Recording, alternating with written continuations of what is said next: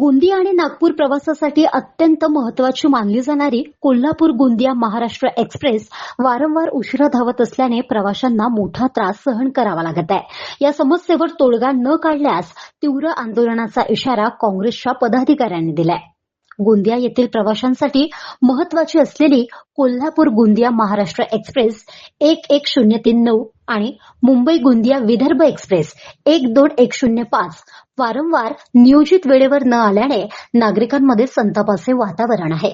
विशेषतः नागपूर ते गोंदिया मार्गावर या गाड्या अनेकदा कामठी, तिरोडा आणि इतर स्थानकावर थांबल्या जात असल्याने प्रवाशांना त्यांच्या गंतव्यस्थानी पोहोचण्यास मोठा विलंब होतो आहे।